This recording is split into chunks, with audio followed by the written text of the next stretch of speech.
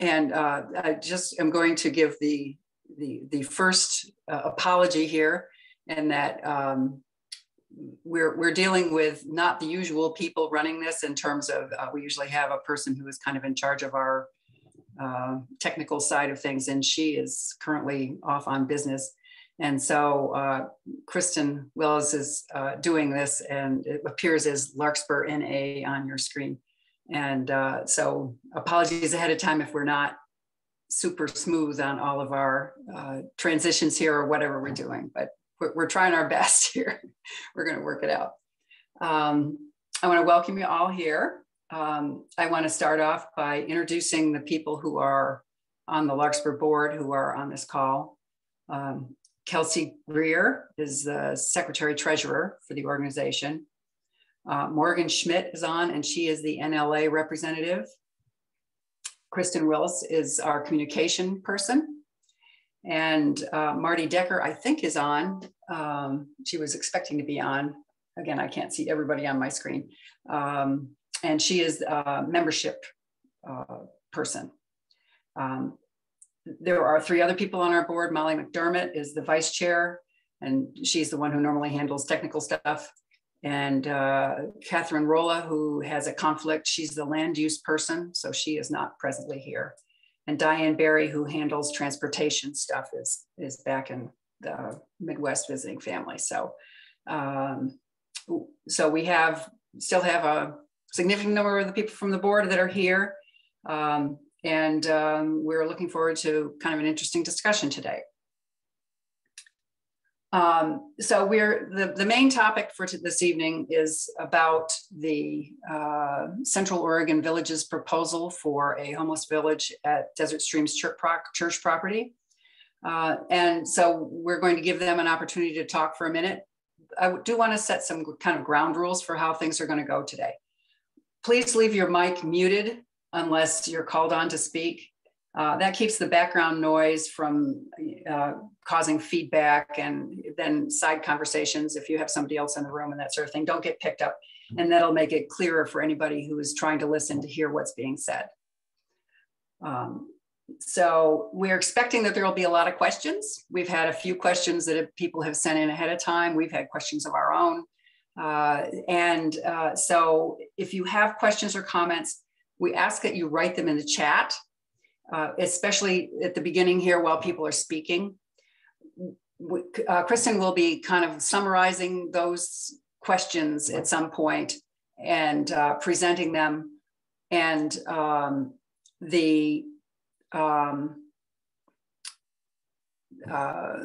once we get through the questions, if people want to comment live, we just didn't have a feel for how many people are going to be on here and how much time we will have for questions. I expect we will have quite a bit of time. So I think that people will still have a chance to comment live, but you may have your question answered by somebody else. Somebody else may ask the same question in the chat. So just kind of, we just want to try to be as efficient as we can at trying to get information together. The focus is on the proposed homeless village tonight. If you have comments related to other issues, or we'd like to hear them, but let's first focus on that topic. And then after that discussion is over, we can open it up for public comments on other things, if that's acceptable to people. Kristen, I've seen I can't read my screen very well. So have there been questions in the comments about the process? Not about the process, but well, sort of. So sorry for the technical difficulties, everybody, but am I supposed to record to the cloud or my personal computer? Do you know? I believe if you're logged on properly, it's going to go to they'll give you at the end, it'll give you a question as well. Want it to go to the cloud. We wanted to go to the cloud. So yeah. Then also someone was asking us if it's being recorded, can we post it to our website? We don't normally post our stuff to the website. We can definitely give anybody a link to it if they ask for it. It's like a public link if it's stays in the cloud. Okay. Yeah. We'll add a link to our meeting notes or something. Yeah. Okay. Sounds good. That was the only question, was if we were going to be posting the on our website. So whoever answered the question. It might not be on our website, but perhaps we will have a link for it on our website. Okay. Okay, and so then just kind of another opening comment from us on the board.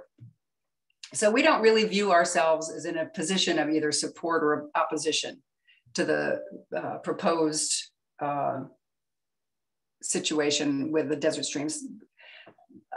We really want to give everybody an opportunity to speak and get their concerns heard without it being the limited 2 minutes or 3 minutes or whatever it is when you're at a city council meeting and with no discussion. This is the idea behind this is let's talk about things and let's have a discussion about things, and let's not have it be, you know, just give my soundbite and then nobody responds to me.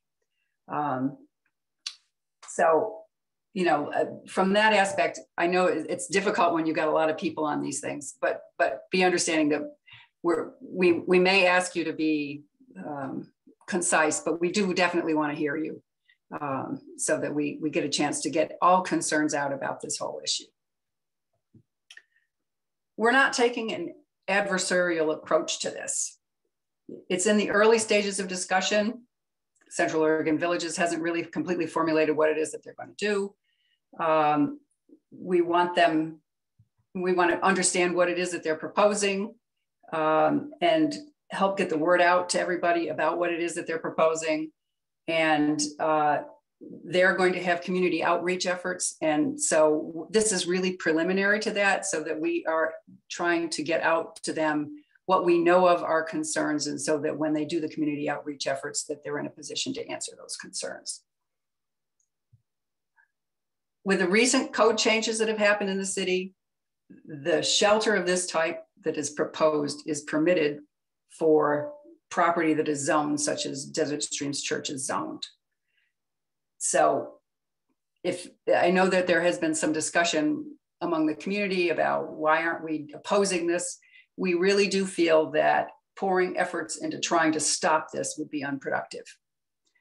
And so our time is better spent making sure that whatever is put in will have no negative consequences for neighbors. And we do not think that that's an unrealistic goal. I really do think that if we understand everybody's concerns and this goes ahead, that we can try to mitigate those concerns. We're also in the position of being the ones who are going to help facilitate, and this is essentially a role assigned to us by the city to be involved in the establishment of a good neighbor agreement. And there's some discussion about some kind of a neighborhood oversight board or something like this. At any rate, so we're in a position where we're trying to facilitate things. We're not pushing any agenda. Okay, with all of that said, I really do urge you to participate in any of the outreach stuff that COV puts on. They are planning on putting together some meetings that are going to be live meetings, not Zoom meetings. And so I'm sure they're going to talk more about it.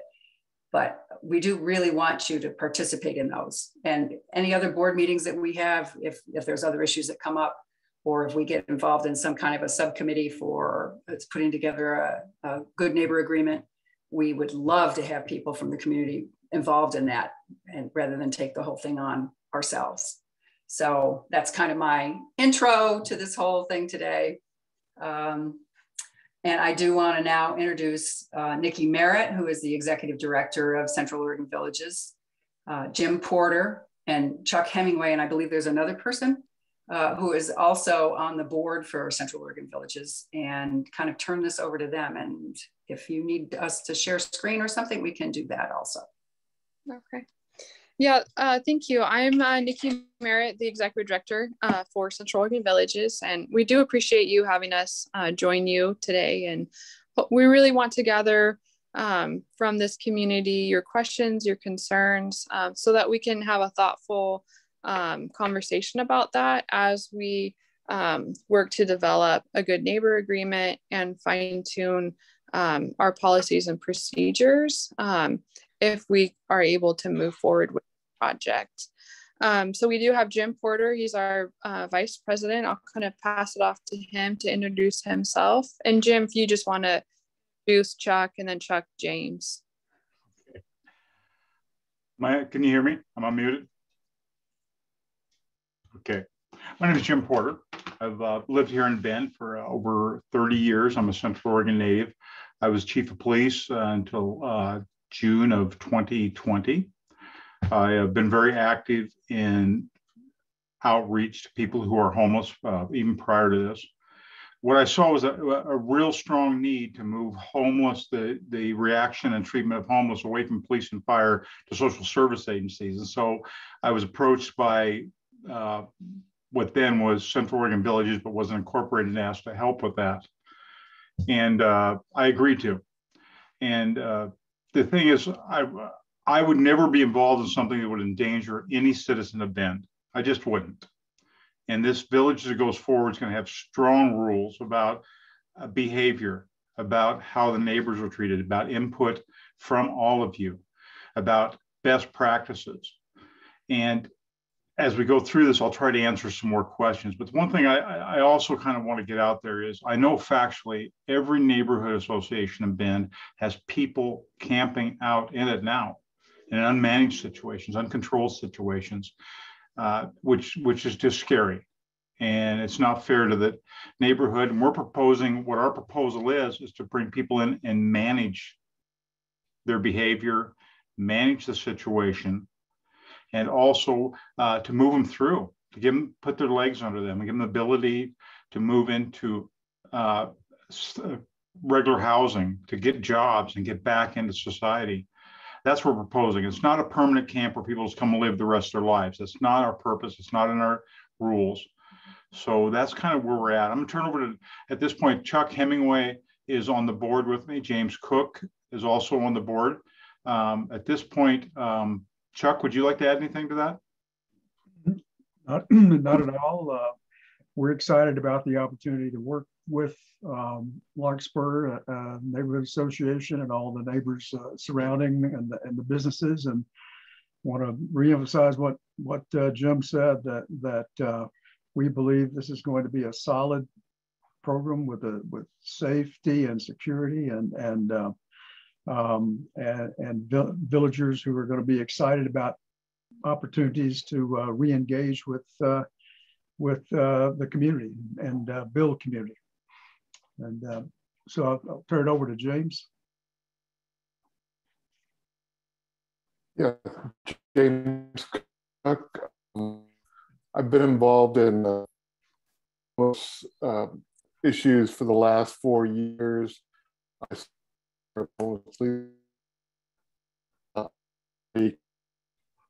serve providers, and in addition to being on the board here, I'm on the board of Oasis Village in Redmond, which is working to bring a similar project to Redmond. And I'll help convene a group that Oregon Villages, St. Vincent's Village, Central Oregon Villages, and Oasis Village. And we meet to ensure that we all follow best practices, to learn from each other, because we all understand that it's critical for each of these projects to be successful, to be welcomed by the neighborhood. And we want to make sure that happened. And I'm tuning in today just to listen in so I can hear the concerns from the neighborhood and make sure that that's part of our discussion. So thank you.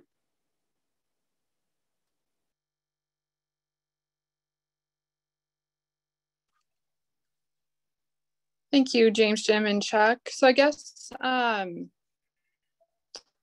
Sue, do you have questions that you want to start asking, or I don't see hands raised. So how do you want to facilitate the conversation? So we didn't know whether you had a presentation that you wanted to make or how we wanted to really do this. So we do have some questions that people have submitted ahead, some of which I think may have been forwarded on to you, but maybe some others not. So I think Kristen is prepared to kind of give a summary of what it is that we already have heard from neighbors who have emailed us or have corresponded in some way. And then after she goes through those, then what we'll do is start with anything in the chat, and then I think it's not an unruly number of people, 38.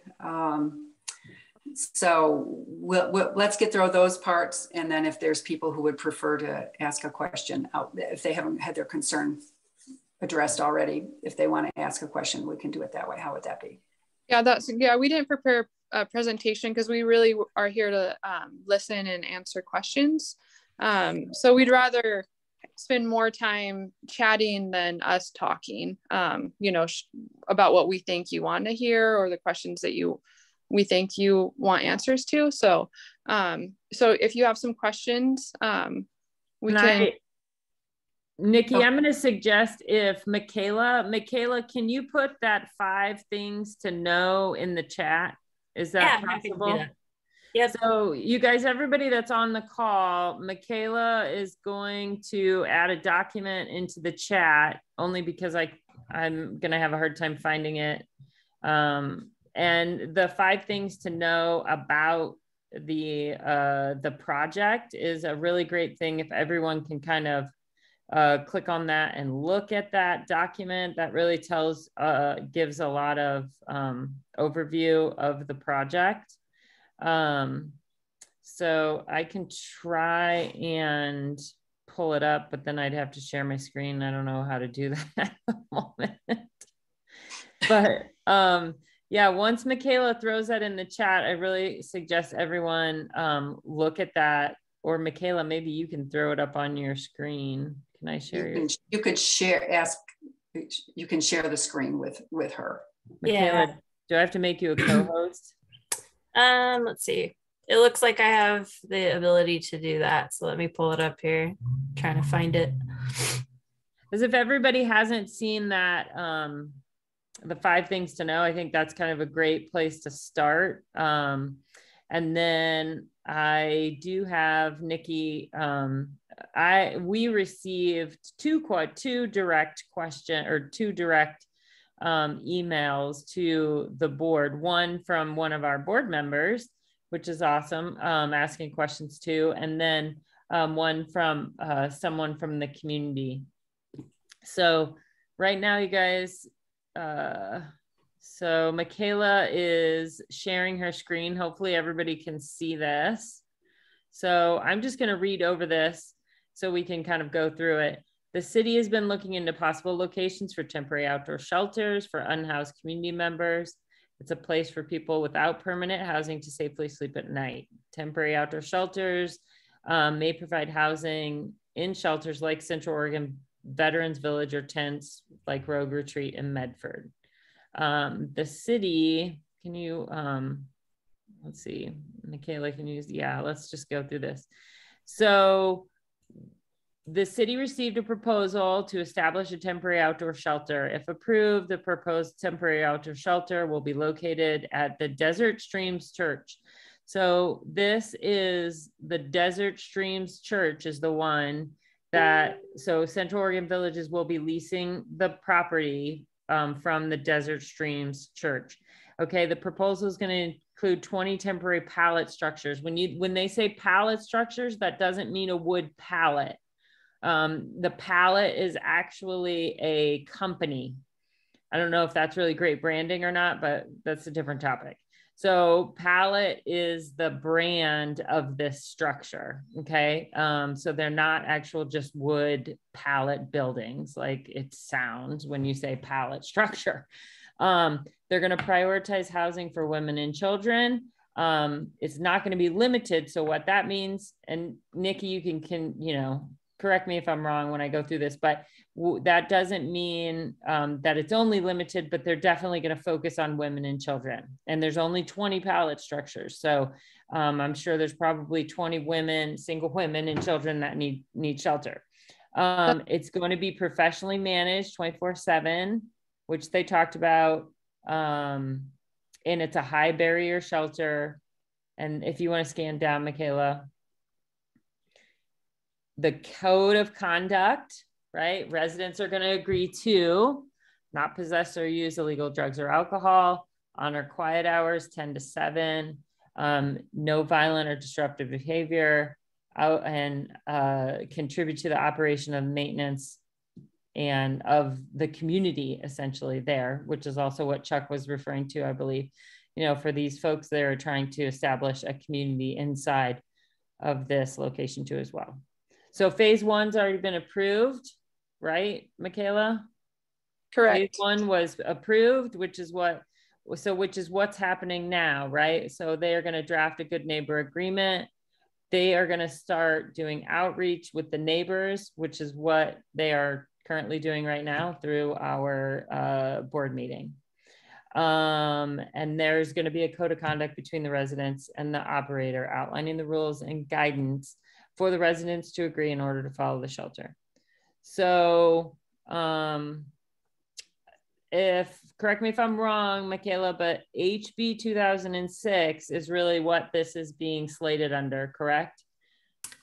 Yeah, you're correct with that. And phase one, obviously it's underway. City council has to wait until this portion with the neighborhood outreach and community outreach is completed before they can move on, or Central Oregon Villages can move on to phase two. Great. So then is there anything else on that? And then I can go over the questions that people had. What's 4? Is there 4 and 5? What's 4 and 5? Sorry, Michaela. Phases? Well, on your screen. Oh, got it. I'm sorry. Sure, you're fine. You're fine. So this is just contact information. Perfect. Okay, so thank you, Michaela. I wasn't prepared with that, but I appreciate you doing it on the fly. So Nikki, the questions that were just that were directed directly to us. Thank you, Central Oregon Master Gardeners. We will get to you in a second, but I'm just gonna go through these questions real quick so we can get them so that it's recorded, so that the folks that emailed us know that we were doing our due diligence. So I got an email, and I'm just gonna paraphrase what the email said from someone in our community named Kyle. Thinks the shelter will increase crime and police call outs, loitering of houseless people. He's very concerned about the vacant lot owned by KB3 LLC across Bear Creek. So I'm not sure the vacant lot, but he thinks people will start to squat over there and without any oversight, because apparently I guess it's a vacant lot. This gentleman says that Central Oregon Villages referenced a study by Portland State regarding the Eugene shelter, but says that study did not use actual crime data. So was that first email. And there wasn't really any questions. It was just kind of all of his concerns. Then one of our board members asked, will there be 24-hour supervision? Who is responsible for day-to-day operations? Is it minimum wage workers, or will there be folks trained in crisis? Will background checks will be done of staff or residents? What is your experience, Nicole? And then the current zoning and our zoning laws being changed to make this happen. Those are all of the questions I have. So if you can address those first, then I'll start going through the chat. And if people want to ask questions directly too, I'll unmute. You know, I'd like to address the crime issue, if that's okay. Is that okay, Susan? If I go ahead and address that? Yeah. Okay. Quite frankly, we are able to take and Chief Krantz was nice enough to show up tonight. We're able to take a snap in time to tell you what the crime is in a certain area of Bend. And we're going to be asking the city to do that. And then we're going to come back in a year from now and see what that looks like, quite frankly. But I don't mean to be one of those people that are pointing different directions, but you know, you have a really large hotel there. None of the people checking that hotel at night are screened. Everyone coming into our camp is going to be screened. There's going to be a process for criminal history backgrounds. They have to by policy and by state law before they're allowed to reside there. So you're actually going to have a group of individuals that's going to be no more than, we're having 10 shelters and hopefully building out another 10 shelters. And they're going to be highly screened. There's going to be supervision there 24/7. During the day, we're going to have Nikki there, and we're going to have other volunteers there They may or may not be paid, but they're going to be people of competent levels to assist or call for assistance when needed. So you're actually going to have a pretty well-screened group living there, as opposed to that hotel next door. And I'll tell you, in my career, I've responded to homicides, murders, human trafficking, everything in hotels. Now, I'm not saying that hotel has that problem. I'm just saying you have no control over the amount of people that are going to be there, and it's going to be 10 times the amount of people in the village next door. So we will monitor the calls for service. That is going to have an address there. The police and fire have the ability to pull the statistics, how often they come out to the village, and we're going to regularly report on that as often as we can impose on the city to draw those statistics for us. So I'm really not concerned about that kind of crime. Now, camping outside, I'm just going to say briefly, and I'd like Chief Krantz to address this.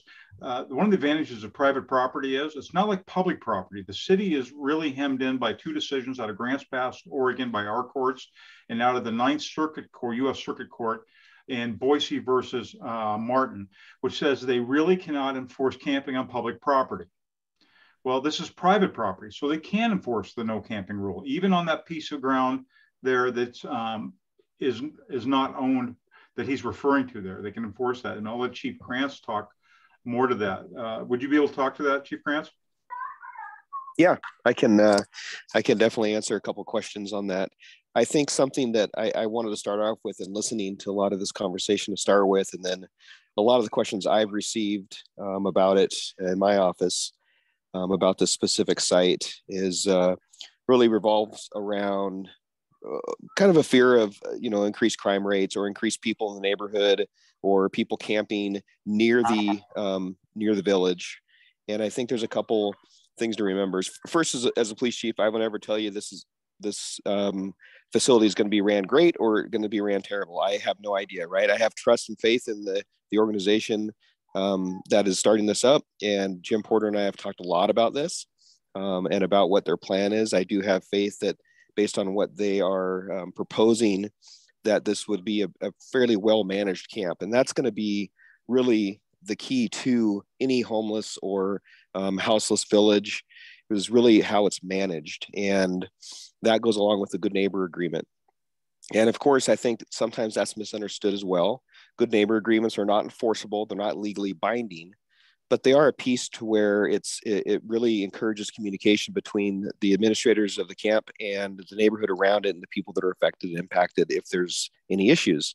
And that communication is really what solves problems. I've been involved in a lot of different villages, campsites, about everything you can think of from where I came from. And the vast majority of those had good neighbor agreements. The ones where the organization who was running it was attentive and was communicative to their community and was receiving of the issues and then addressed them, those villages, those campsites run well. When the organizations were not, and they put a good neighbor agreement in place just to really satisfy a checkbox, those places were not ran well, and they cause a lot of problems in the community. So I think a lot of it boils down to how it's managed. Having a 24/7 plan is a key to success in that. I think if you've heard from the managers of this plan already that they're planning a medium to high barrier, means it takes a lot of check boxes to get into the campsite in and of itself and be a client and have a place there. That's a big start. And the other thing that I wanted to address is kind of that question that Jim just brought up around trespassing issues. We can certainly enforce trespassing issues on private property. So if someone comes to the property, it's a big chunk of land there. So if someone comes and hooks up their equipment to the outside of the fence and they won't leave, or they are trespassing in the area and they won't leave at the request of the management of the camp, of course we can come and escort those people off out of the area if they won't leave. And then we can take arrest action if necessary. Usually it's not, but if it's absolutely necessary, we can do that. The city is currently in review of the potential to create a new administrative rule that will prohibit camping within a specific span of any approved shelters. So for instance, if we were able to move forward with an administrative rule that said there's no camping within 500 feet of this space, that would help the neighborhood a lot in, I think, alleviating some of the questions and issues, alleviating some of the issues around fear that it's going to basically attract a lot of additional group campsites on the outside of this village. So there's a lot of things in place to help with some of these concerns. And I wanted to also kind of think forward a little bit that there are a lot of folks who are already houseless in the neighborhood. And the difference, I think, is a mindset around there is a lot of unmanaged shelters, unmanaged camps in the area. And those do bring a lot of issues. We do have police response. We do have to at times address those as being unsafe and close them down. This is not an unmanaged campsite. And that's a huge difference. And that's really what we're asking for is how do we make it better as a city? The police do not want to respond to unmanaged campsites in right-of-ways.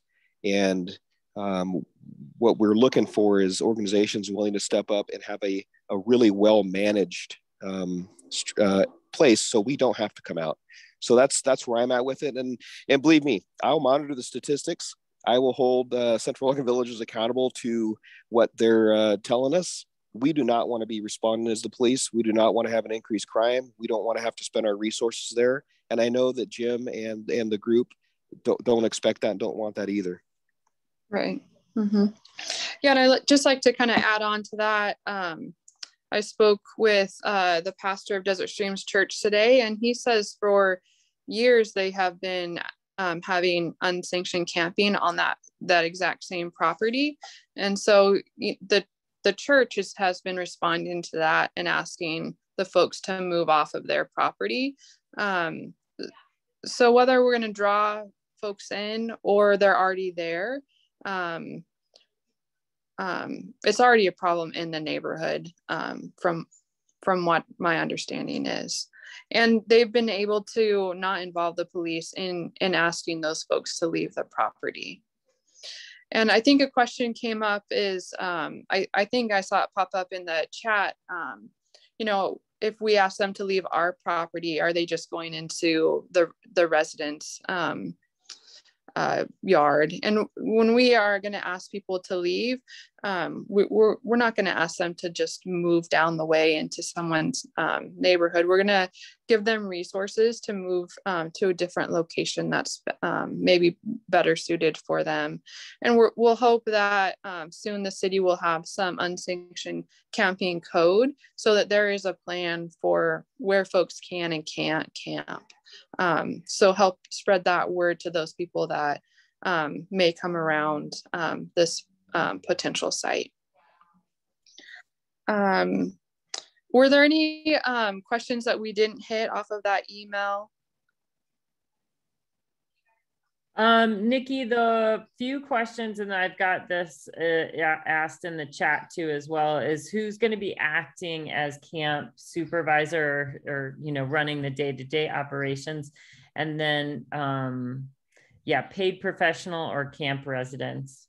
Yeah, so I will be in charge of the day-to-day operations, and so I will be facilitating volunteers and staff and managing that site.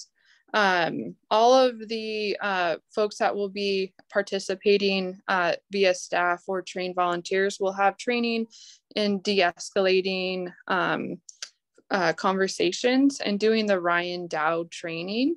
So we will have, whether they're paid or a volunteer, there will be training, also training in trauma-informed care.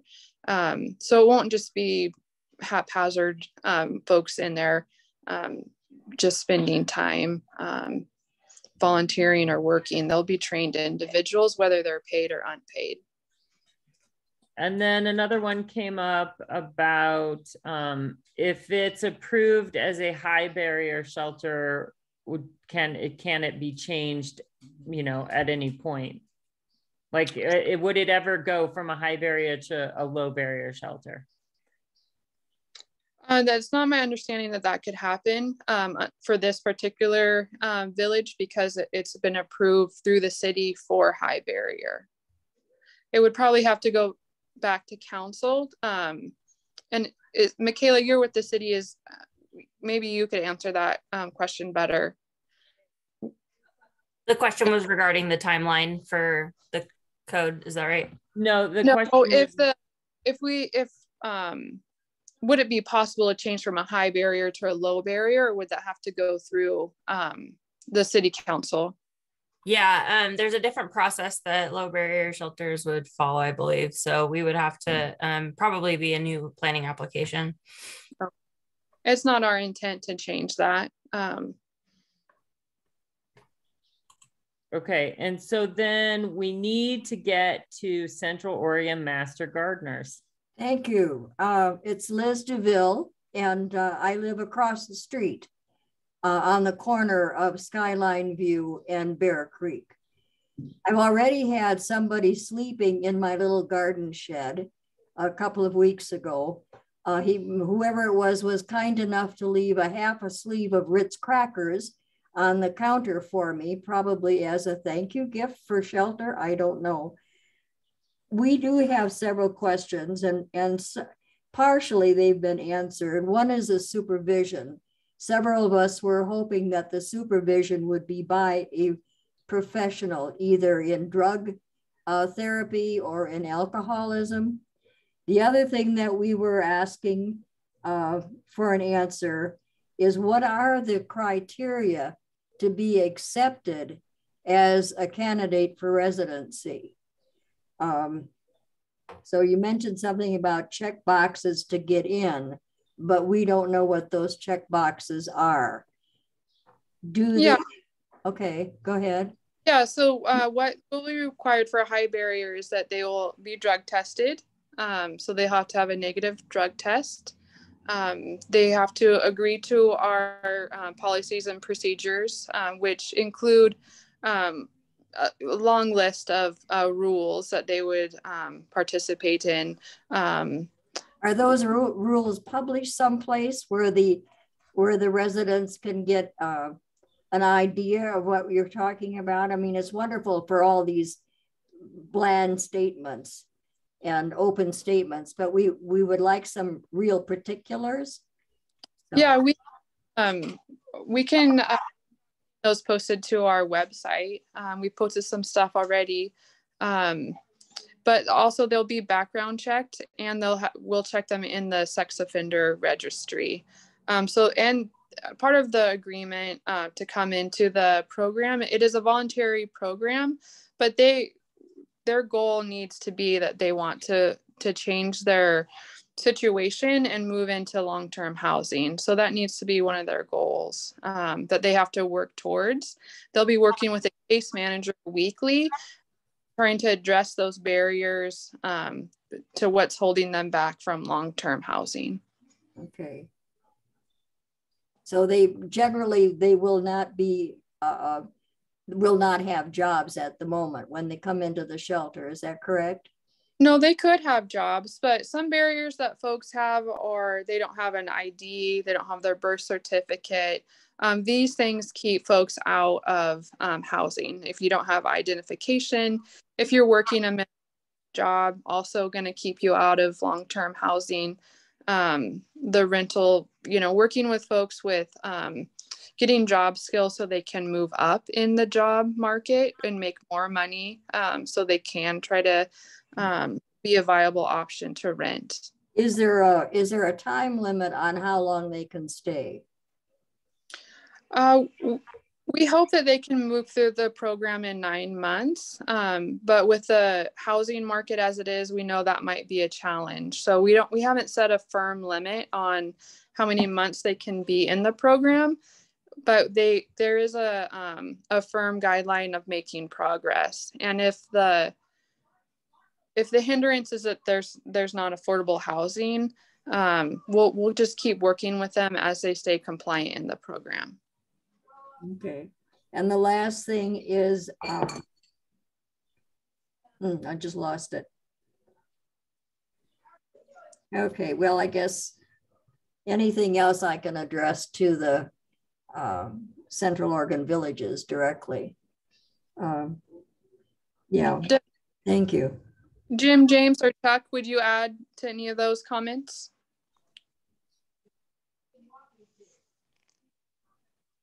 Try to unmute them. Jim, hold on.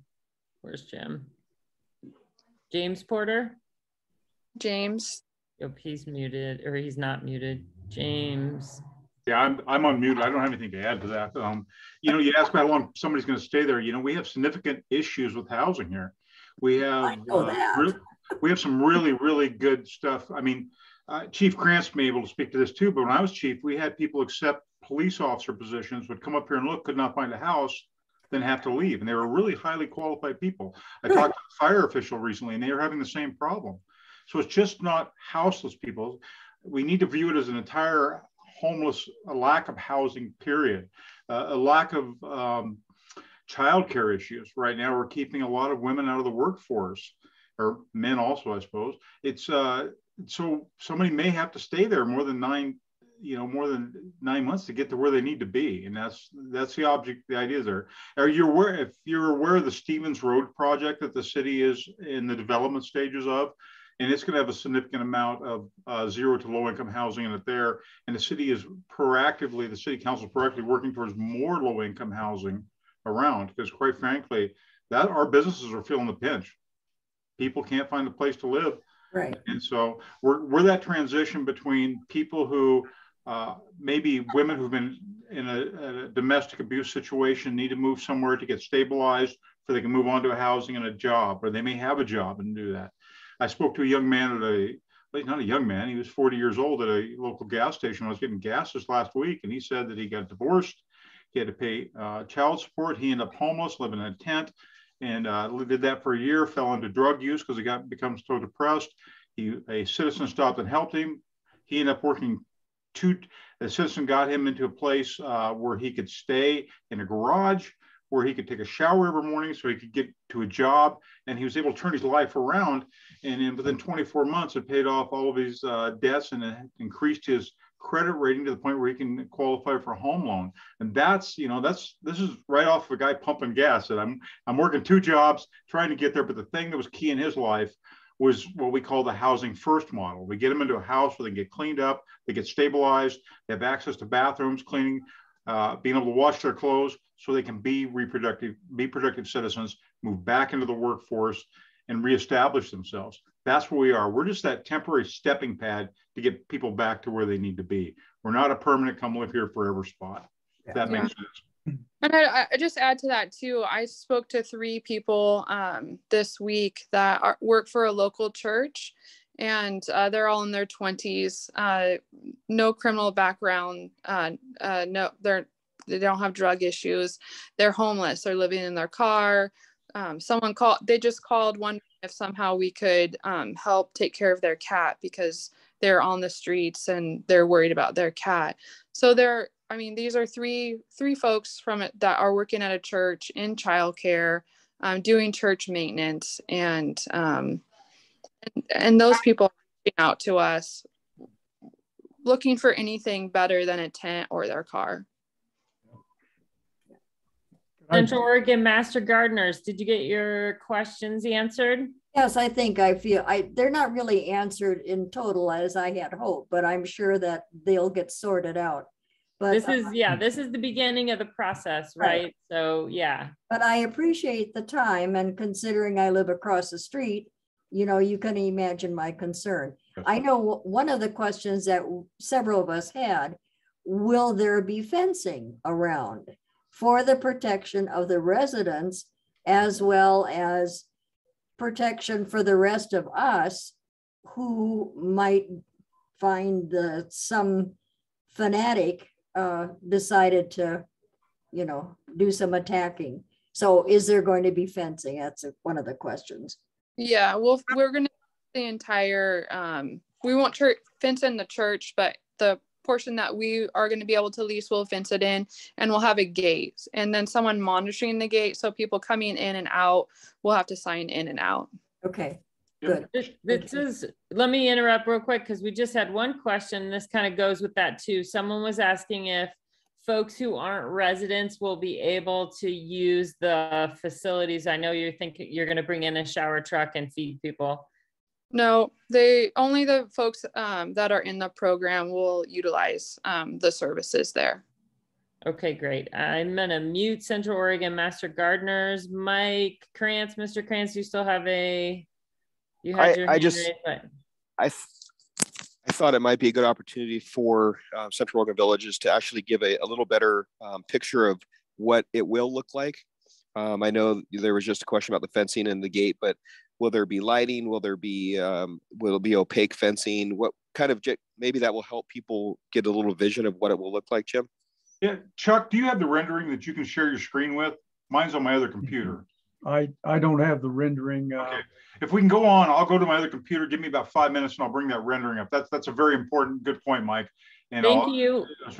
Thanks, Mike. I'm gonna call on a few more people that have had their hand raised here. Heidi, Tony, can you unmute yourself? I'm unmuted. Thank you. You're welcome. I also live across the street on Kayla, and there is a gate that accesses 27th Street directly from our little cul-de-sac there. That would be easy to access. I was also questioning the rendering because I have seen the rendering and they do not look like the pallet homes that are represented from the pallet company. They look like individual little wooden houses instead of white pallet homes. So that was are you going to be staying close to the rendering, or is that just how close is this development going to be to the rendering? And I got a little bit confused because you're not going to gate around the church, but my thinking is that the development is going into the empty lot across from the church. Is that correct? No. So there's a field behind the church that's irrigated right now. There's a pond and a grassy field behind the church. That's the portion of land that we can lease. And then answering the question about the renderings, the web designer tried to make the renderings look like those pallet shelters. He did add color to them because they could be painted. And we do foresee building like a little shelter off of a little shade canopy over the side of them. So there's some type of outdoor shaded space for each one. So we're trying to make those that option look better than a bunch of white little boxes stacked up next to each other. There will be significant spacing between each one because we will only put 20 units out there, and 20 units on 1 acre. We can spread those out a little bit so the participants can have some space, some privacy, and then it looks better than the how some of the cities are utilizing those. And that's the cities that are using those on commercial industrial lots. They're stacking them in tight just so they can serve as many people as possible. But we are limited to the 20 units, and that's what we'll stay with. The rendering could change because we are taking community input. So there's a possibility that we could use a different structure or they could look different because we do want to utilize the community's input.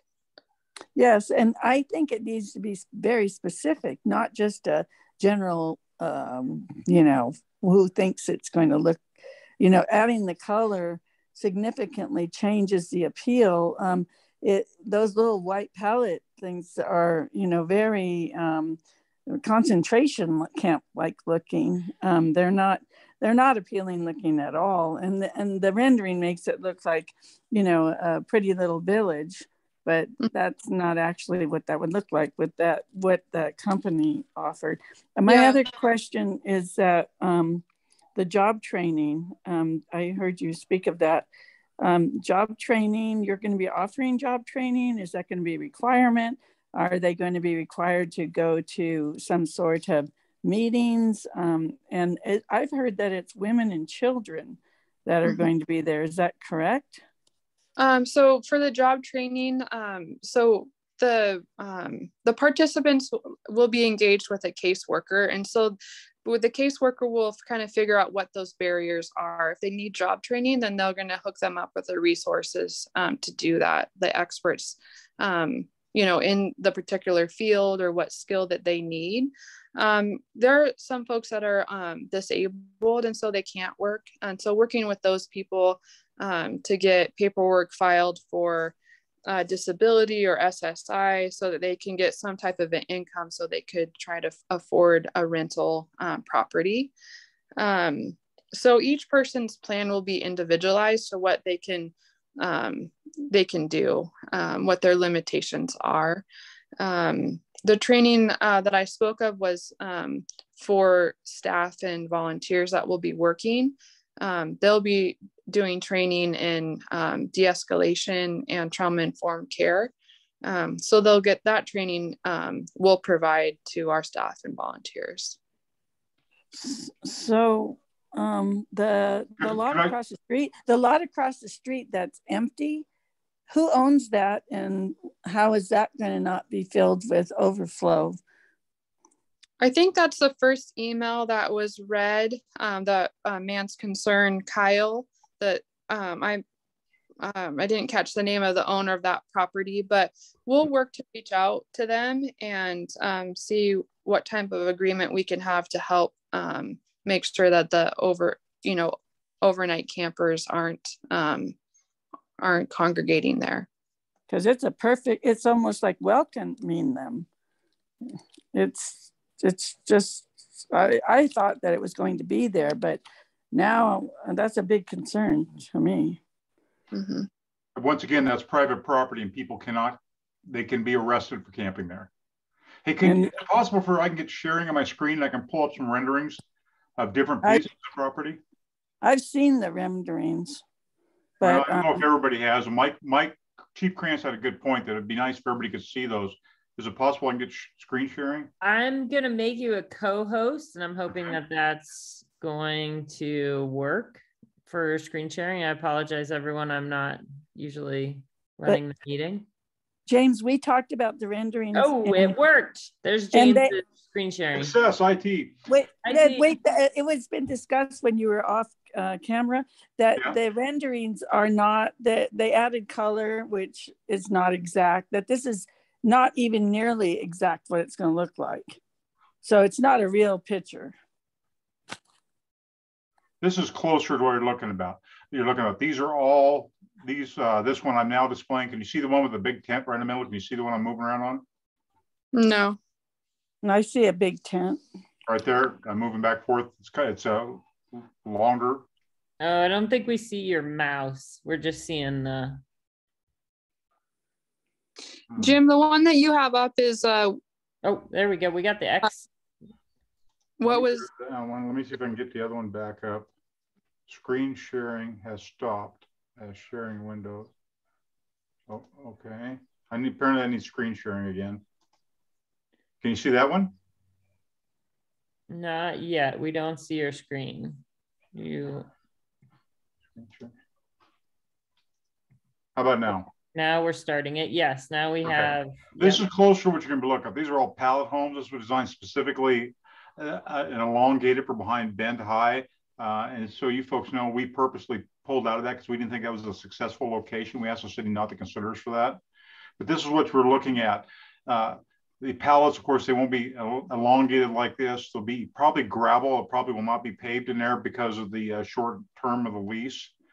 And potential fencing around it. There will be an outside perimeter fence, and that's to protect the residents inside as much as outside and be able to maintain absolute control about who's in there. We learned that from the Eugene Square One, that sometimes people allow other individuals into the camp, and by putting the fence up, it keeps us controlled to make sure we don't have additional people who have not been screened for criminal activity, have not been screened as being individuals who want to threat to others in. And that has a mandatory, we have somebody on that gate allowing access 24/7. So unauthorized people can't come in there and can't spend the night. But that's kind of what it's going to look like. But again, is that a chain link fence? We haven't come down to that. We've got to talk about that with the church and with the community. Do we want chain link fence with the vertical plastic in it, or do we want a nice vinyl fence of sufficient height to keep things out so it's more eye appealing? You know, you talk about a concentration camp. Look, you know, that's not good for the neighborhood either, right? No. So, and that's still open to discussion. What fence will look best? What fence is accepted by the church and also accepted by the neighborhood, and try to find that, you know, middle common ground, because we aren't going to find any fence probably that makes everybody happy. But the idea is, yeah, go ahead. A chain link fence is not appealing at all. No, and it's not good for your neighborhood property values. I'll just say that right up front. It's not. No. And then the parking. So the people in there, what if they have cars? So we'll provide parking for them. Okay. Heidi, did you get all of your questions answered? Let's see. What if it fails? Then what? That's just a question. I mean, how long is the lease? I know it's the management, and you're very, you know, well educated on how to manage this and a high barrier, and that you're looking for it to be successful. I just wonder what the duration of the lease is, and I would really like to see the specifics of policies and moving forward that would be on a website that we know, so we have real language and instead of hypotheticals.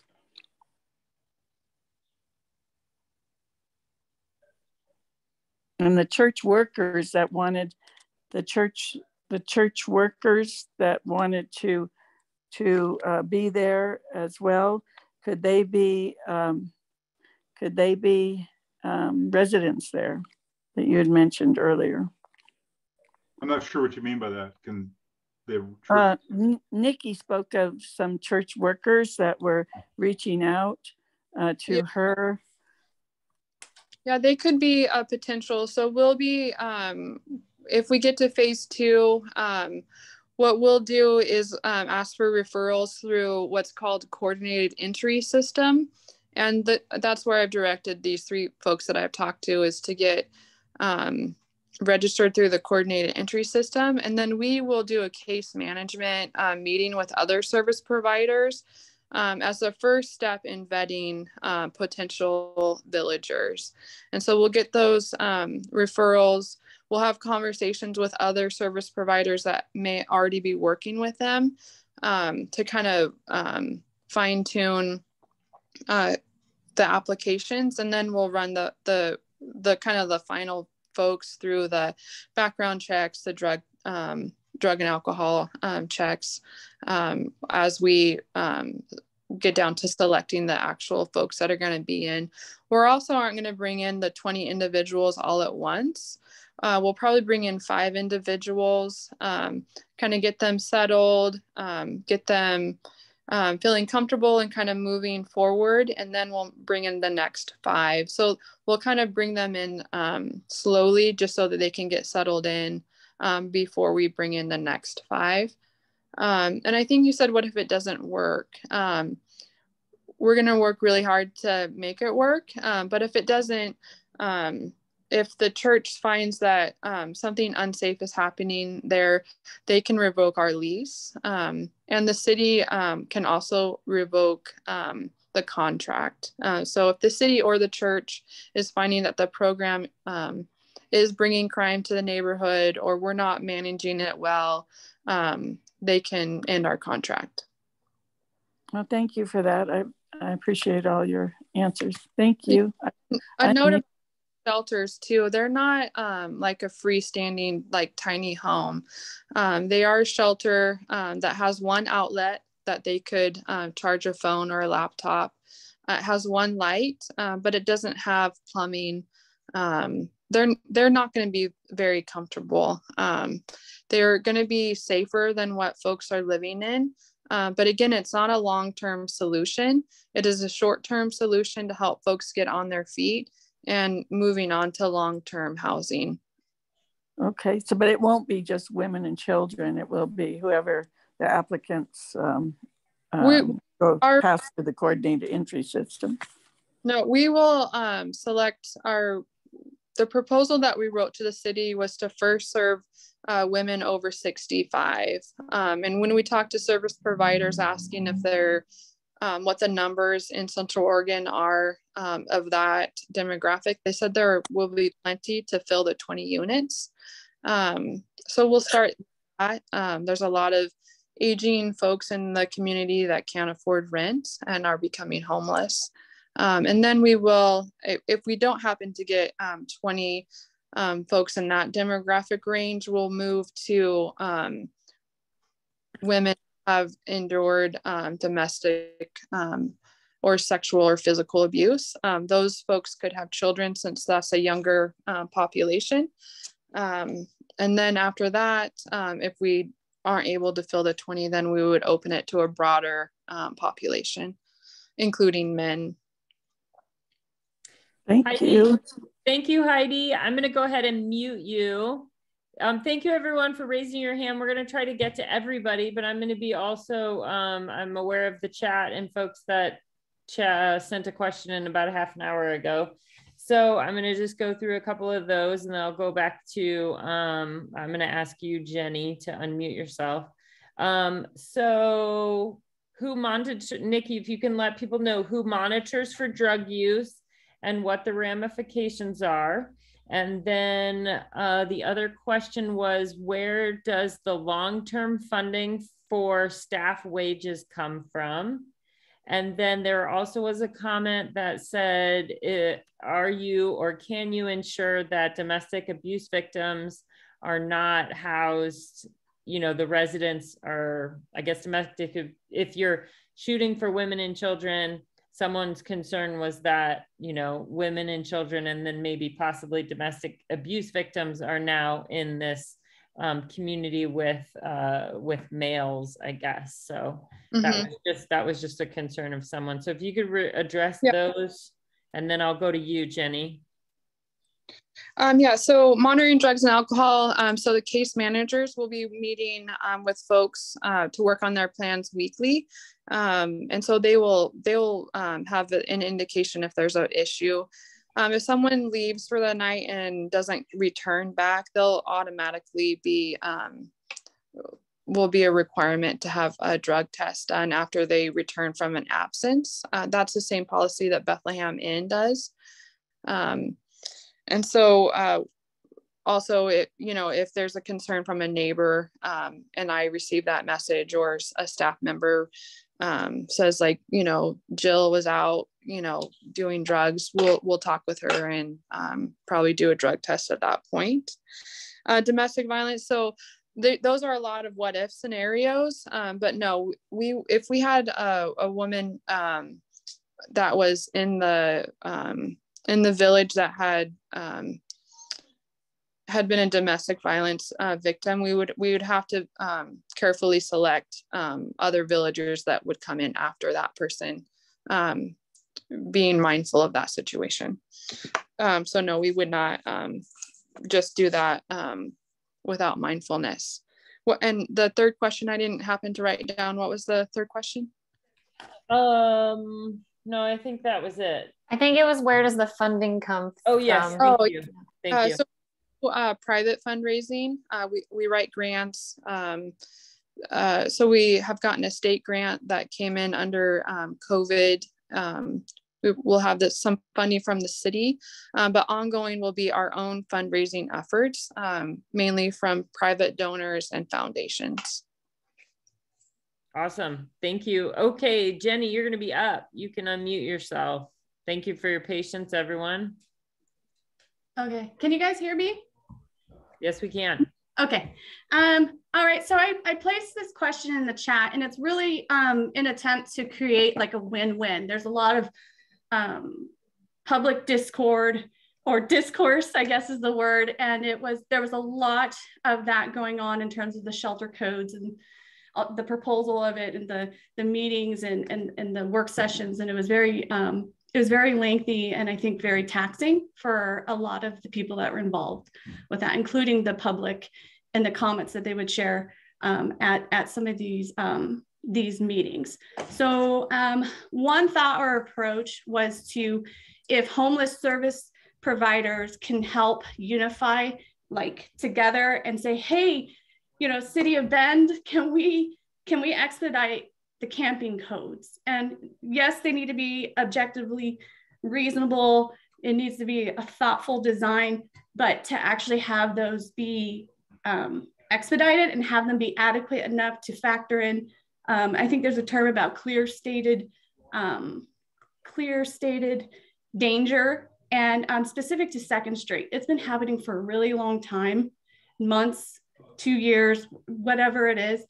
I'm really, and that's what people were highlighting is managed versus unmanaged. Well, if there was some camping codes that were at least leveraged earlier, let's say 2021, I don't think we'd have so much public discourse. So my thought is potentially a grouping of homeless service providers to expedite the camping codes. You know, they're the experts, they understand some of the intricacies, there's the law enforcement factor, and that seemed to be the voice that was heard the most during the shelter code proposal timeline. Thank you. Maybe Michaela, can you address that or not?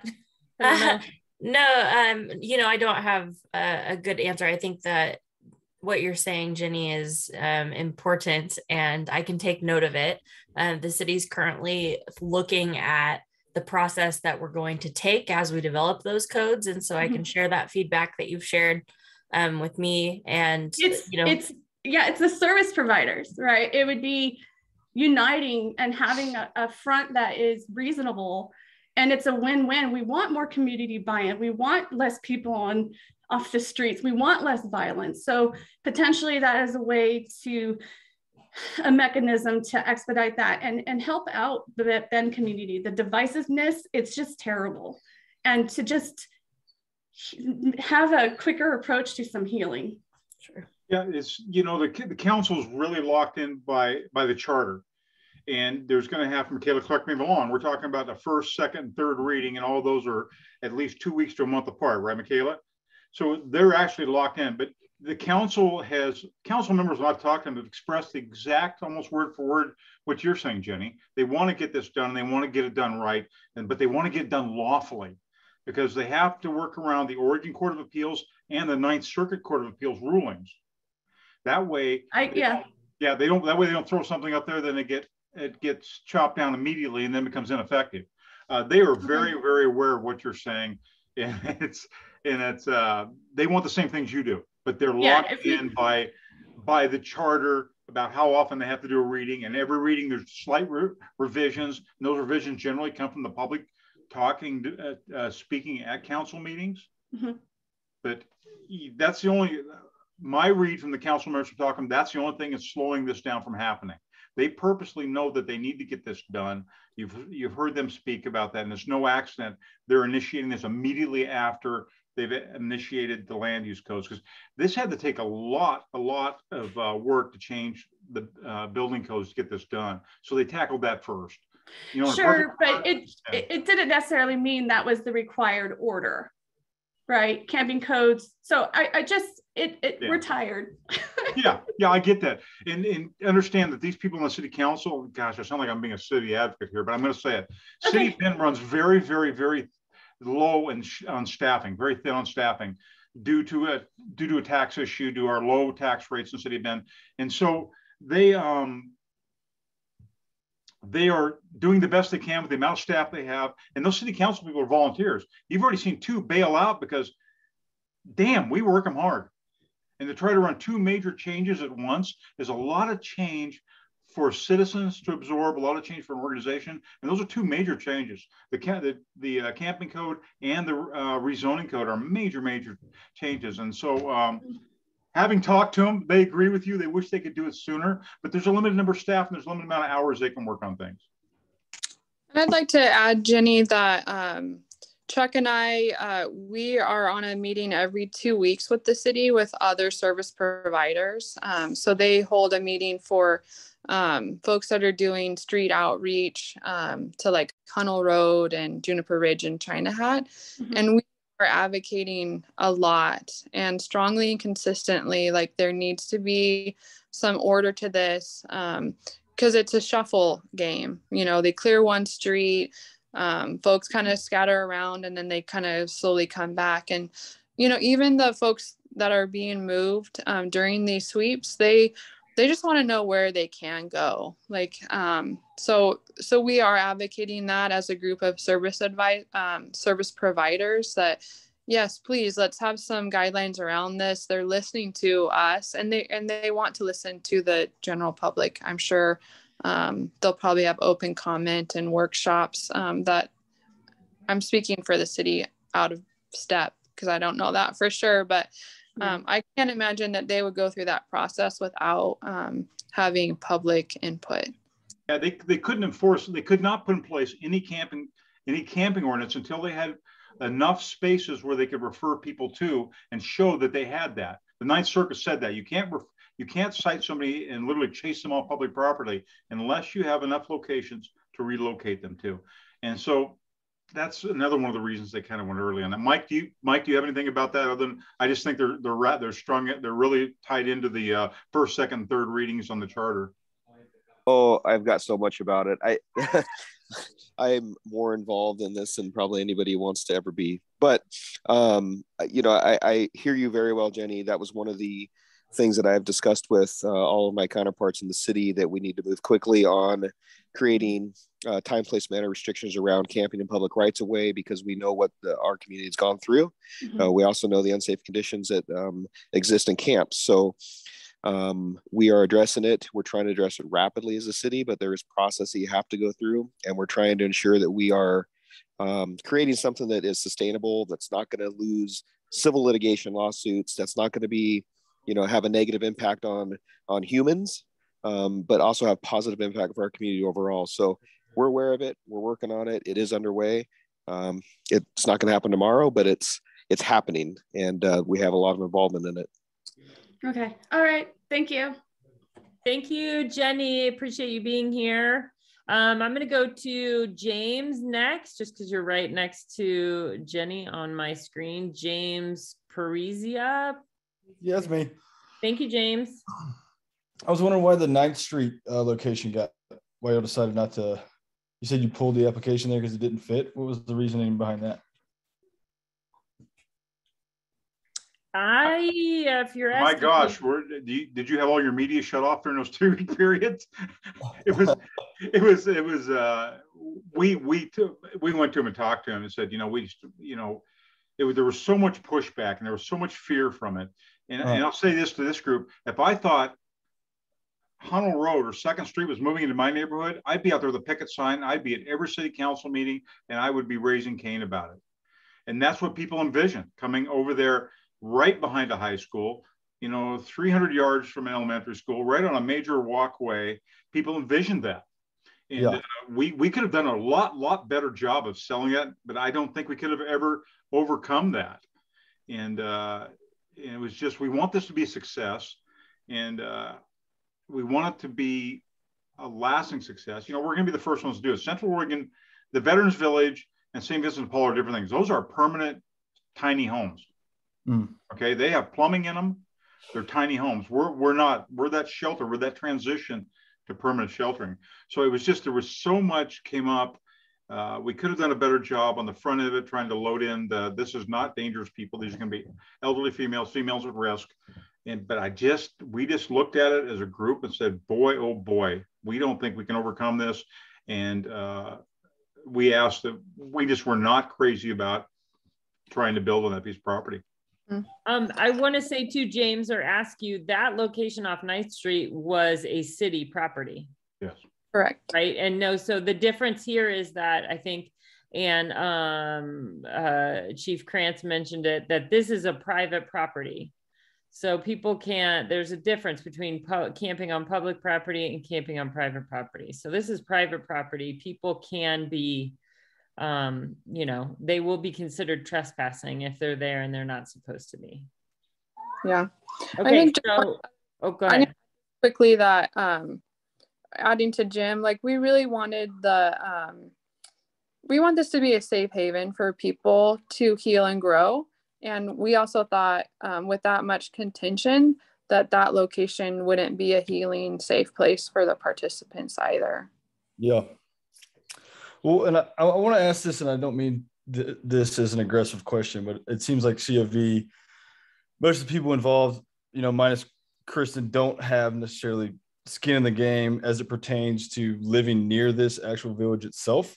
You know, if the unthinkable happens and, you know, crime does increase and this doesn't go well, everybody on the board gets to go back to their neighborhoods, and it's like no harm, no foul. It stinks it didn't work out, but again, it's not your neighborhood that is really affected. So what gives you the confidence to come in, you know, near our neighborhood and say, hey, you know what, this is actually, we know this is going to work out. You know, we don't feel like it's going to fail. You don't feel like you're putting our neighborhood at any risk. Yeah, I understand that. And I don't live there, but my grandparents live in Larkspur on Bear Creek. They're 96 and 98. And I would never do something that would put them in harm's way. They definitely cannot defend themselves. So I can tell you that some very dear people to me live very close to there, and I will do everything in my power to make sure that it's a safe place for them and for you and for your children. Yeah, if I can add to that, it's there's so little property in the city of Bend, and this was the only one. Truly, this is the only one we found that we were able to use. We weren't looking at Larkspur. We were just looking for somewhere where we could locate. And again, you might say I'm a little anal about crime, and I wouldn't be signing on to this if we didn't have strong policies. We have modeled ourselves after Square One Village in Eugene, who's been up and running for 7 years. And we are using their policies and their practices, and they were endorsed by the police department. In their first 2 years of their contract, they were required to have a security guard present all the time. Entering the second year of the contract, the police department waived that because they were having no problems there, because individuals were being managed, controlled within fenced areas. And according to the director there, they've had no calls there. Now, we'll be able to track that again. The police department 911 district has the ability to track all calls. And now we're going to be very, very transparent with that. And, you know, your interests or my interests, they just are. Granted, I don't live there, but I still have a lot vested in the safety for the citizens of Bend. I just feel that way about that. And I just wouldn't do that. And if people start going south on us, they're going to be ejected from the camp. They're not going to be able to hang around outside the camp, and they're going to be removed from that area. So that's the best I can give you on that. There's no other camps in Bend like this. So that's why we've picked a successful camp in Eugene, modeled ourselves, and then the word of their director is use our policies, because we made all the mistakes you could and we've corrected them all. And so that's the best assurance I can give you at that point. Yeah, well, I appreciate that. James, you good? You get your questions answered? Yeah, I'm sure there's more questions to go. So we got open houses coming up. We'll have more time to go over this as a neighborhood for sure. I'm going to go ahead and mute you. I am just going to ask a few questions from the chat.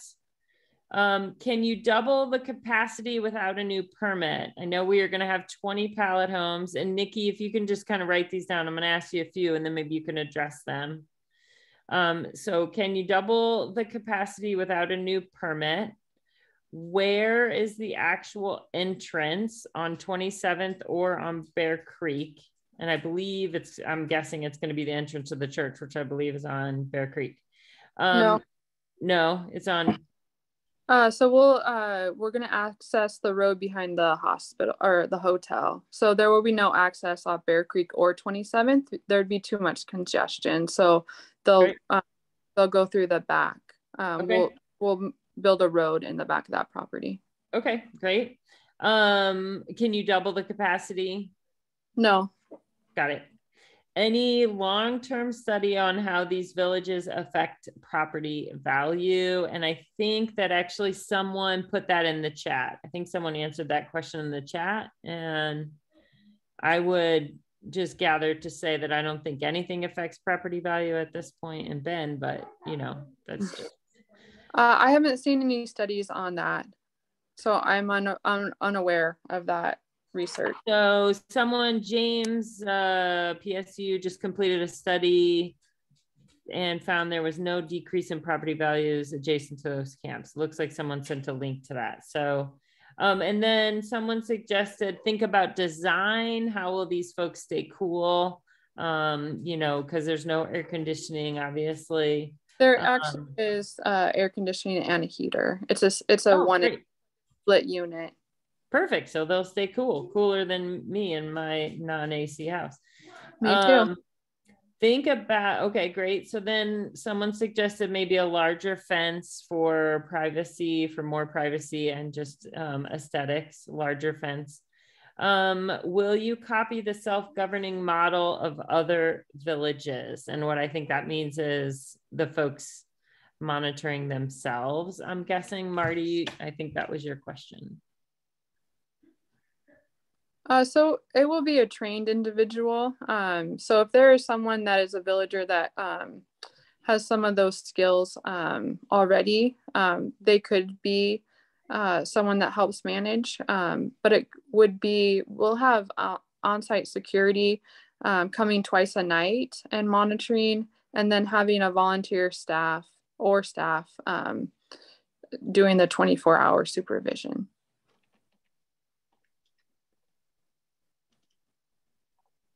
Thank you. Okay, wonderful. I'm going to get to Kyle. He has his hand raised. And anyone else, just to let you know, if you have other questions, you can use the hand raise button on Zoom.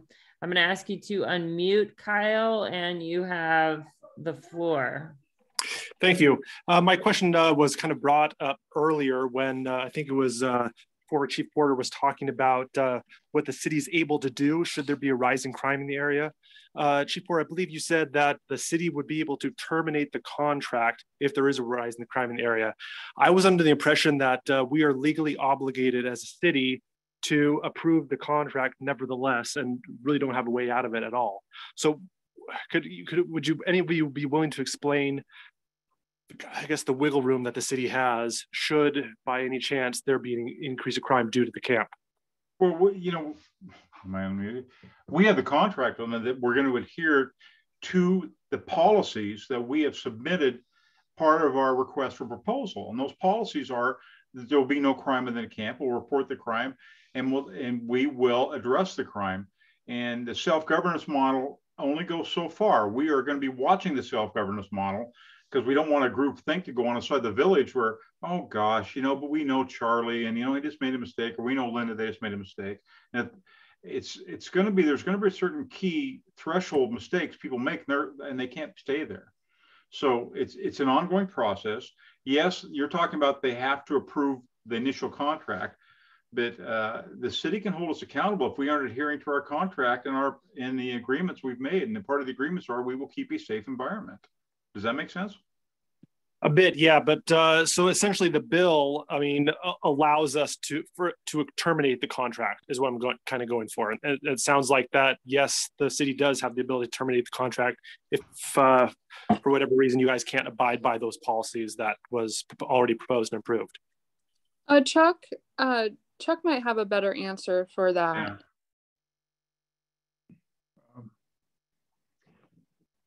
Well, we're going to have the contract, and the contract is going to have stipulations that we're expected to abide by, and the city is going to be monitoring that contract as we go along. I don't know that we can be in a position of saying that we're going to guarantee that outside the location of the premises, we're going to ensure that there's X percentage increase in crime or none or whatever. That's out of our control. What we can do is, under the Good Neighbor Agreement, work very closely with the neighborhood. And if we see indicators of an increased level of crime, let's take a look at that and see where it's coming from, and then work with Chief Krantz under what we expect to have a memorandum of understanding with Bend Police about what can be done to address that. we want to fit in well with the neighborhood. We want to be a good part of the neighborhood, and any increase in the level of crime in the neighborhood is going to have an adverse impact on us as well and our villagers. We don't want to see that. And so if we see some indicators of that, we're going to want to get with Chief Krantz and the city and take a hard look at what's causing this and step in with the neighborhood association and with all the neighbors to see what we can do collectively to address that, so that it doesn't have an adverse impact on our villagers and an adverse impact on the neighborhood. So is the policy about not increase in crime specifically related to the camp, as in like the borders of the camp, the property lines, or does it also include any increase in crime in the surrounding areas? Well, maybe I misspoke there. We don't have a specific cause that we're not going to increase crime. We're going to hold the people accountable who commit crime within there and make sure they're removed. I'll be interested to see the data. What if you pick out several businesses in that area a year from now and see what the calls of service for those businesses are versus the calls to service to the camp. And that's kind of, I think the data will tell us what's going on there, even more than what we feel that might be going on there. And again, this is a work in progress. We're going to have individuals in there who have not had structured life, and we're going to bring them into a structured life, and we're going to move them through there. But again, they're just like any neighborhood in town or any hotel in town. You're going to have people there who are going to make mistakes and might commit crimes. Now, if we are irresponsible and not addressing those issues, the city's going to hold us accountable. The neighborhood association is going to hold us accountable. I mean, you can't say we aren't going to increase crime if, let's say, for instance, let's say we have a parking lot there and the individual's cars, we have somebody come through the parking lot and break into 5 of the villagers' cars. You know, do we hold the village accountable for that? Or, you know, the data points are going to be interesting to see, but, you know, our intent is not to increase crime in that neighborhood. I know that kind of sounds wishy-washy, but it is a work in progress. I think Kyle, and to answer Heidi, Tony, because Heidi, you asked the same question, I think, who's overseeing statistics of increased crime next to the camp?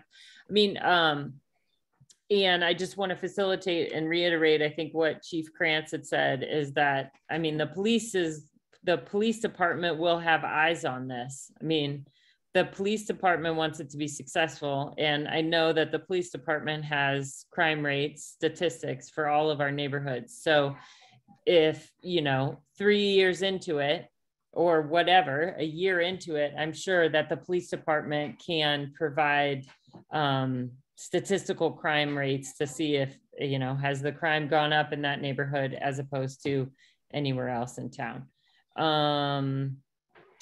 Kyle, did we get all of your questions answered? Because Lindsay, thank you so much. You've been super patient. You're going to be up next. Yeah, no, I think you guys answered them all. There's one other one, and I'm sorry I wasn't here for the first, I think, 30 minutes of the thing. So maybe this is already said. But it sounds like that at least the lease with the church right now is for 2 years. So it's a temporary lease. Is there an expectation that if everything goes well, that lease is going to be extended beyond a 2-year period?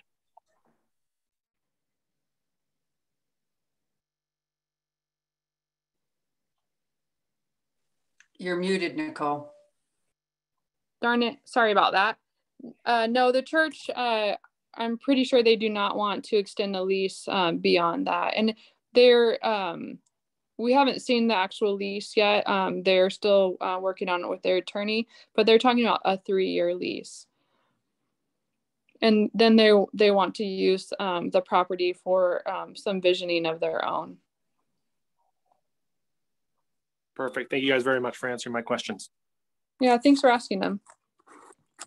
Okay, Lindsay, you're up.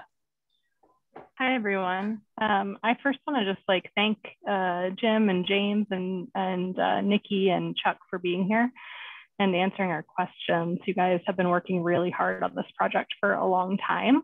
And I just appreciate that you come with curious minds to hear us out. I also want to appreciate how much we all care about the Larkspur neighborhood. I think we all show up to these meetings pretty consistently. and also are really just excited to continue to watch our community grow and change in thoughtful ways. I want to just express my support for the project. I live in this neighborhood. I've owned a home here for several years. My home is also in close proximity to some other interim housing options. And I would say that they have a relatively low impact on me as compared to some of my other neighbors who I didn't get to vet or choose in the way that we are vetting and choosing whether or not this project will go forward. And full disclosure, I work for a nonprofit that interacts with a lot of folks that are unhoused, and I volunteer my time with the Central Oregon Homeless Leadership Coalition. And so I know a lot of these potential clients really well. And I think we create some stories in our heads that are really scary. And those aren't all the clients that I know. And so I am excited to see potentially those future neighbors show up at these meetings and be contributors in these meetings and grow and change too, because I think I've seen that model work in other communities where folks who are living on properties like that, get the opportunity to come and join the neighborhood association and just give updates on their progress and their stories and be full participants in the neighborhood. I'm wondering if any of the CO Villages staff could just tell us about some of the goals that they expect guests to have, like what are some of the things they might be working on or might gain from having the stability of a permanent place to call home? Yeah, so I think the main goal am I muted? Let me just, no, okay. The main goal is to stabilize to find long-term housing. Like I said before, these structures are not super comfy. They're not something that I would wish my children to live in. So number one goal is to address the barriers that's keeping them from long-term housing. So that could be mental health, it could be work experience, it could be not having documentation, it could be mental health? So just addressing all of those goals. And again, it will be individualized to that person. Like what is their barrier along the way to long-term housing? So big goal is long-term housing, stable long-term housing. If I could jump in on that, if you think about the circumstances under which these members of our community right now are typically living, they're looking out to find, where am I going to get my next meal? Am I going to be able to stay dry tonight or warm? And so the idea is to provide them with a safe and secure environment where they can decompress and start thinking about things that they aren't able to because of the dynamic nature of the circumstances they're living under right now, day to day and hour to hour.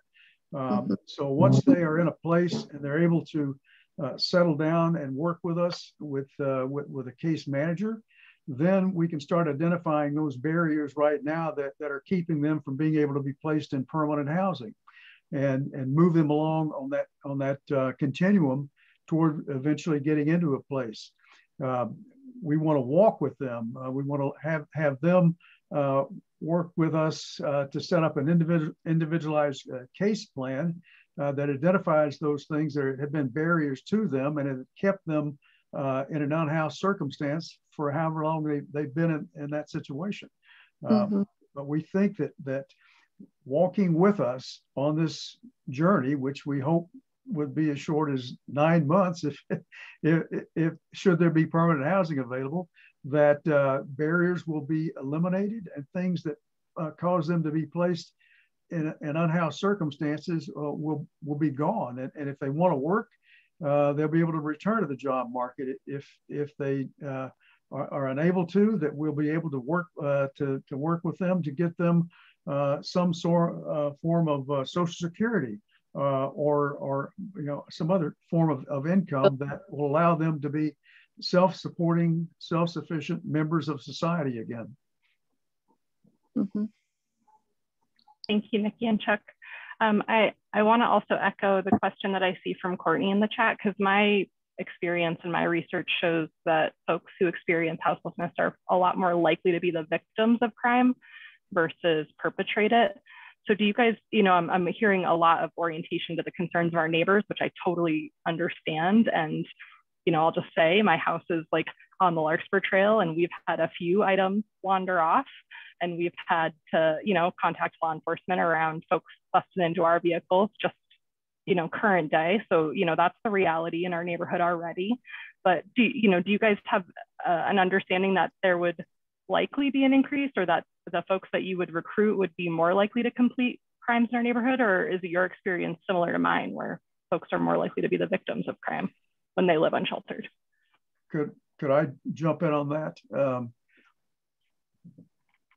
The villagers that are going to be vetted are going to be people who want to improve their circumstances. They are wanting to get out, will be wanting to get out in the worst way of the circumstances that they have found themselves in. And so we're going to be looking for villagers who are going to be motivated not only to follow the rules to work in a community and live in a community, but also motivated to eliminate those barriers and to get out of the circumstances that they found themselves in. There are folks out there that never want to change the way they're living. They're perfectly comfortable living the rest of their life in an unsanctioned camp. That's not the population we're looking at. We're looking for people who are motivated to improve their circumstances. And I think that given the sheer numbers that are out there of people experiencing homelessness in our locality, we're not going to have any problem at all finding people who are motivated to improve their circumstances, and to they're not going to be wanting to commit crime. In fact, they're going to be escaping, I think, from crime. There's a national trainer by the name of Ryan Dowd, who has statistics that show that there's a strong likelihood that that a woman unsheltered in an unsanctioned environment has about an 80 to 90 chance of having been sexually harmed just by living in those circumstances. And the same for people who might have some mental health issues. They are more likely than not to be the victims of serious crime. And in fact, most men, Ryan finds that over time have been beaten up in a camp or robbed or really hurt in many ways. So this is going to be an opportunity for those people to get out of that set of circumstances and get into a safe, secure environment where they're going to be thankful to work with us to become contributing members of society again. Mm-hmm. Thank you, Lindsay. Does that answer your questions? Awesome. I'm going to go ahead and put you on mute. Thank you, Chuck. Sue's hands raised. She's our chair. I only have 2 other people with hands raised, but I'm going to call on Sue just to see what our chair has to say at this moment. So yeah, I just wanted to kind of do a time check here. It's 7:39. I'd like to wrap up questions by 7:45 so we can talk a little bit about next steps. And that would be things like the upcoming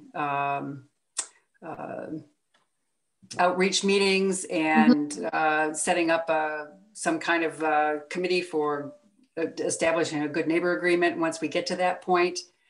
So if there are other questions, if you've already had your question answered in the chat or by other discussion, that's great. If you feel like you still have your question unanswered and you put it in the chat, put your hand up and so we can try to get to it. But let's try to be brief in terms of the questions and answers. And so we can try to finish up in about 5 minutes or so. Does that work? Mm-hmm. Okay, hey, thank you, Sue, for that. I have Benjamin and I have Tamara. You're going to be up next. Benjamin, can you unmute yourself? Hi, friend. Thank you very much. Go ahead. You have the floor. Hi. So I'm a Navy veteran here in Bend in Larkspur. I have a job full time, but if I didn't have some family assistance and assistance of some really good friends when I got out of the Navy, I would have been on the streets. So it's not all drug addicts and criminals. There's a lot of people who just want to get their feet back under them. Saying that because my heart kind of goes out to a lot of these people, is there any way we can directly or indirectly help or support this managed camp, or you guys getting this camp set up? Yeah, I think that's kind of what Sue was alluding to in the next steps.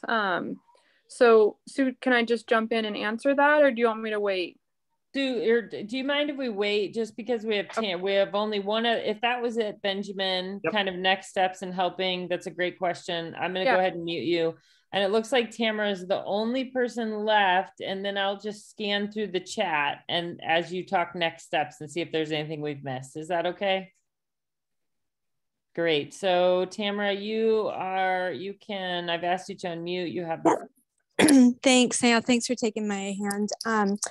I'm just listening to all of this, and I try and be really a realist about the whole situation. I work in mental health care. I'm a psychiatric provider, and I hear a lot of conversation about people with mental health illness. And I just want to remind the whole group that mental health and drug and alcohol treatment is all voluntary. And we can offer treatment. I often offer treatment to patients who decide that they don't want to take it. And there's actually nothing I can do. And there's nothing anyone else can do. Especially after Measure 110, there's a lot less court interface on mandatory drug treatment or family drug court, for example. I heard Chief Krantz talk about that, and it kind of just reinforces what I see in my practice. So I also am hopeful that this camp is a success, and I hope that we can make it go. But I also want to remind the group that thankfully we live in a country where we all have civil liberties that allow us to decline medical treatment at any time. And just because people have the services at their door does not mean that they want them, and does not mean that they're going to comply. So I just feel like that needs to be said as we keep circling around the drain of mental health topic on this camp.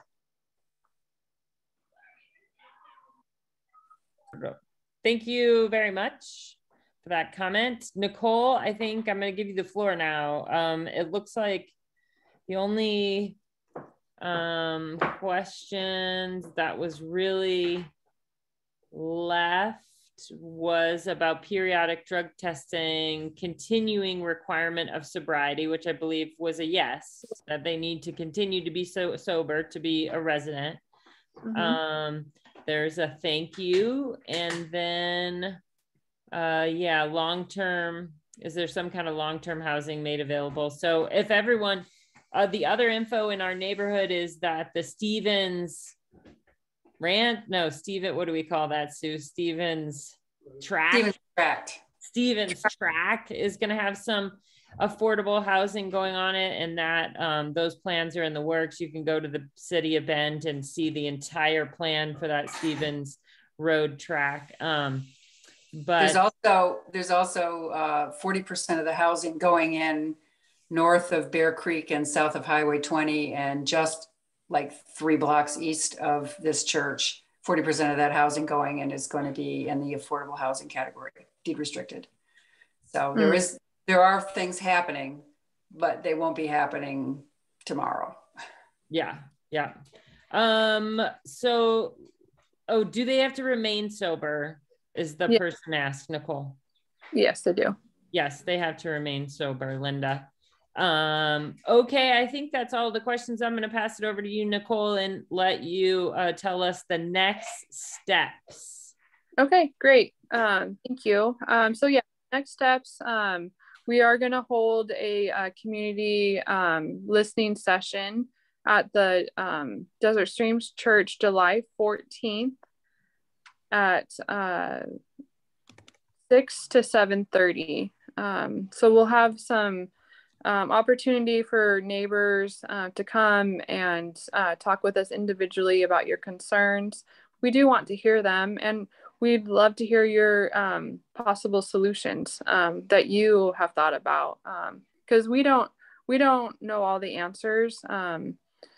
Like someone mentioned, none of us, Chuck, Jim, James, or I live in Larkspur neighborhood, so we don't know what your neighborhood is like. So getting some solutions and ideas to these concerns from you guys is definitely helpful. So that's the next big thing. If you aren't able to attend that, or do you want to attend it and still want to have a conversation, I am trying to meet with anyone that I can individually to sit down and have a conversation about your concerns, about our program, more details, as much as information as I can give you as possible. So that's an other option. You can email us questions or call. We want to continue this conversation. We don't want it to be tonight and on the 14th. We do want to engage in continuing conversations. And so those are the two big things that we're offering to gain more information. Phase 1, so like big picture, we're in what the city is calling phase 1. So getting that community comments, engagement with the community. Phase 2, if we pass phase 1, we'll actually be moving into developing the site and potentially having some of our first residents move in the fall is how the timeline is looking if we keep passing the steps. Okay, and then the question of good neighbor agreement, and I think there had been some discussion of some kind of like a neighborhood. Yeah. So if we're able to get into phase 2, where we're going to implement the program, we'll create an advisory board for this individual community. So we would be open to any community member wanting to be on that advisory board. We're inviting the church, congregation, elders, pastor, if they want involvement in that. There also could be that option. So we'll probably have some service providers that work directly with the unhoused population. We'll make some invitations for that advisory board too. So it's a nice big group, and that we would just want to continue the conversation. Kind of like I said before, if we move into phase 2, we don't want to stop hearing from the neighbors. We don't want solutions to stop coming. We want to just engage in a continuing conversation. So that's the advisory board. The good neighbor agreement, maybe I could provide that, a draft of that to you or to the board, and that could get sent out to your mailing list. So we will solicit input on that agreement, and then we can talk more about that for those that can attend the community meeting, or send me comments via email. Yeah, so my thought is that we might, ask neighbors, people here or elsewhere in our neighborhood, to sit in on the discussion about that good neighbor agreement and be party to that discussion. Yeah. I would just assume not just board. Yeah, we definitely want the community engagement. So that good neighbor agreement will be a community conversation and will be a final product before we go into phase 2. We have to supply that to the city before phase 2 is approved. Okay, so what's the timeline? The advisory board is created. So, and timeline on that, when is that? The timeline for? So for the end of phase 1. That's the end of July. So I'll have to have a report to the city by the end of July with a good neighbor agreement and a proposal for phase 2. So we need to get going like right away on good neighbor agreement is what you're saying. Yeah, we're hoping that we can get a lot of comment and feedback on the 14th.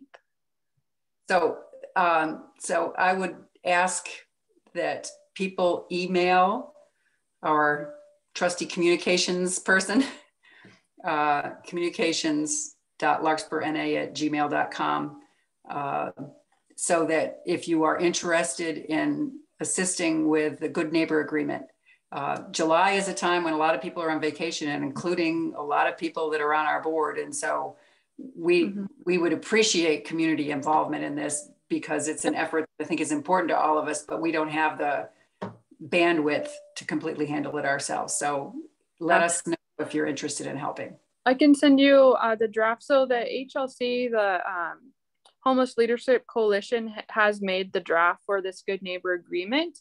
And so I can send that to you, and then we can get the feedback on that initial draft that the Homeless Leadership Coalition has drafted. That'd be terrific. Yeah.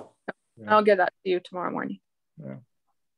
We have a village manual that lays out everything that the villagers are expected to comply with, and appended to that, one of the appendices is the Good Neighbor Agreement from the Homeless Leadership Coalition.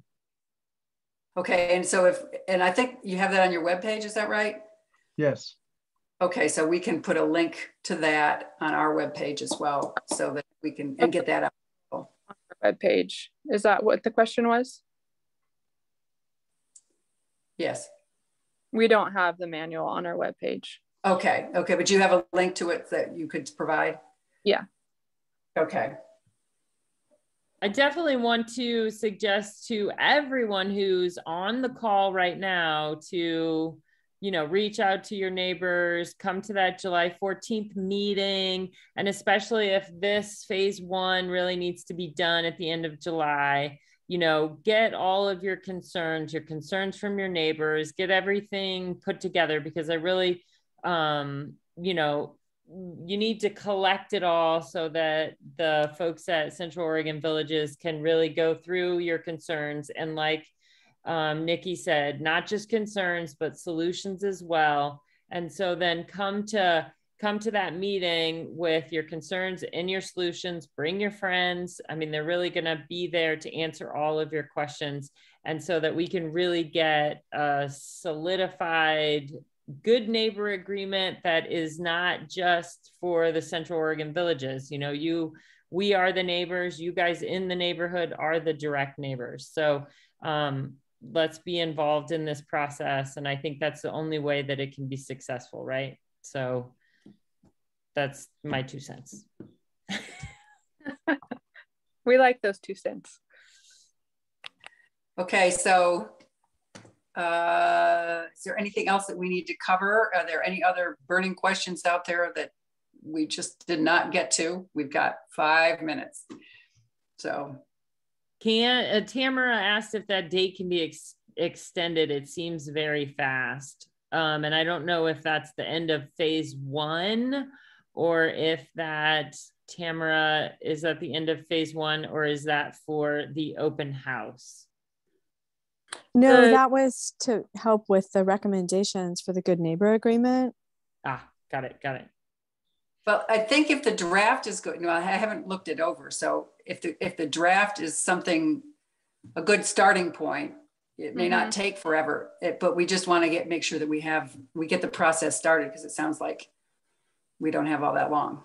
Yeah, it's a quick timeline, but the draft, again, there's been a lot of input from the Homeless Leadership Coalition that put that draft together. So it is a pretty solid document, but we do want it to fit for this community. Okay. Oh, and yeah, I see Benjamin's, I didn't answer that question. Yeah, concrete ways, if we are able to get into phase 2, there will be a lot of volunteer opportunities as we set up the village. So just be in contact with me if you want to do something and connect in that way, because we will have a lot of opportunity. I think mentoring is another option. Adding community, providing community to these folks that are going to be living there would be a great help as well. Okay. Well, with that, I think we'll call it a meeting. Thank you very much for everybody for your thoughtful, good, solid questions that I think will help us to come to get things resolved to a point where maybe people can find that they can live with this. And so we'll be continuing our discussion on this on the 14th. And sounds like there's going to be some work to be done in between now and then. So please get a hold of us if you want to be involved in that. And we'll try to get as many people involved in this as we can. And so with that, I will say that we'll probably end the meeting. Thank you so much for the folks from Central Oregon Villages for being so patient with us. And Kristen, could you stay on for a minute so we can talk about how we wrap up at the end? Say thank you as well for having us, and everyone that was on for being kind and curious. It was a really great conversation, so thank you. Okay. Do we have some other board stuff to finish up before we go? Not really. I mean, we took the whole time, so I think that we will just forego any other board things. I'm not, unless there's something that somebody has that's burning that needs to be discussed. I don't think so. Kristen, well done facilitating that. Thank you so much. Yeah, Kristen, great job. Masterful. You did awesome. Yeah. Thanks, Morgan. Thanks, you guys. It was awesome. Okay, so you can stop the recording. Okay. Stop.